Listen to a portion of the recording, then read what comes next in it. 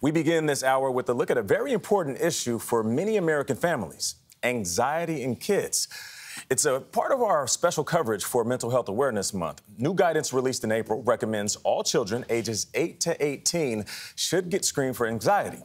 Research shows the Child Mind Institute, a nonprofit dedicated to children's mental health, shows more than 30% of kids in adolescence will meet the criteria for anxiety disorder at some point in their childhood.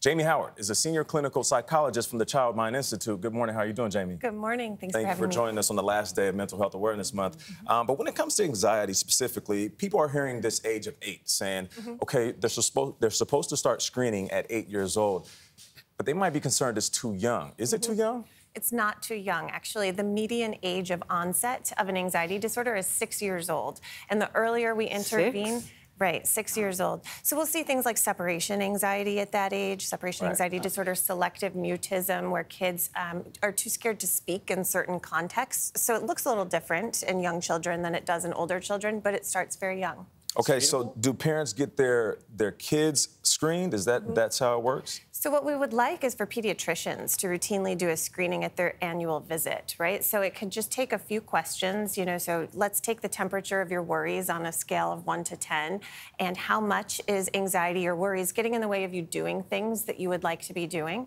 Those are some good questions to ask. Gotcha. Generalized anxiety disorder is what it's called when they get a little bit older. What does that look like? Yeah, so generalized anxiety disorder is a more pervasive disorder where it's characterized by chronic worries about everyday things. So, is it going to rain today? Will I miss the bus? Is my homework perfect enough? Did I say something weird? Does she like me? That kind of thing. The symptoms you're describing, like separation anxiety when you're a little kid, isn't that normal? How do you know when?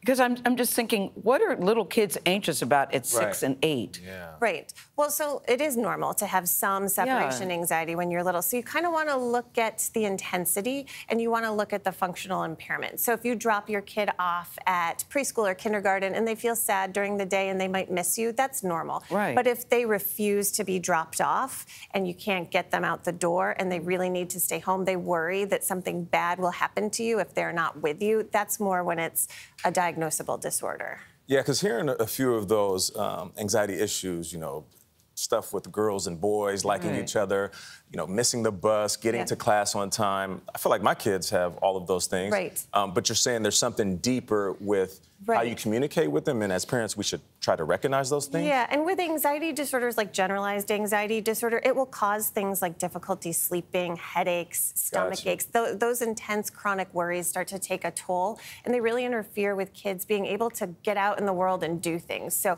I'll work with kids who need their homework to be perfect, right? So they will spend 3 hours writing out an assignment so that it So that's extreme, That's extreme. That's taking way too long. They're crying, they're tired, they have so much more work to do. So what we do in evidence-based treatment is we actually practice turning in imperfect work.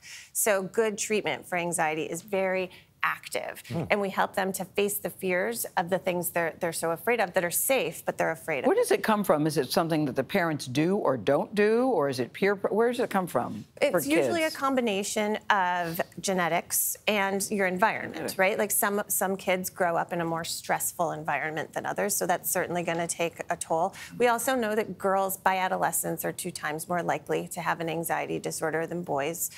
One of the reasons might be social media. There's some data suggesting that social media use is correlated with internalizing disorders like anxiety and depression. Girls can also be very mean at that age, too. When and under what circumstances should medication be considered? So for moderate to more severe anxiety disorders, the combination of cognitive behavioral therapy and medicine is what the research shows is most effective. So the medicine sort of helps you to get a quicker response, but then the therapy is so important for the long-lasting response. Some of the things that we see as adults causes anxiety. Is there a rise in anxiety in children because of, let's just say, school shootings, mass shootings that are happening almost, every other week?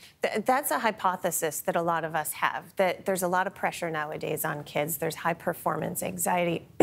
And then there's things that are just very dangerous in the world, and we have access to it. We can see it all through social media, through constant coverage through our devices. And like you've said before, that's why it's important to have those conversations about things that are going on in society. Exactly, right. And some anxiety is adaptive, right? Like, we don't want to just say anxiety is bad. It's actually designed to keep us safe. If you're being chased by a giant bear and you run away from it, so you your anxiety, be anxious, yeah. Yeah, your anxiety helped you. It's just that when your anxiety gets in the way and you're afraid of things that are safe and it's keeping you from living your life, that's when it's a problem. All right, Jamie Howard, thank you. Always good to have you at the table. Thank you.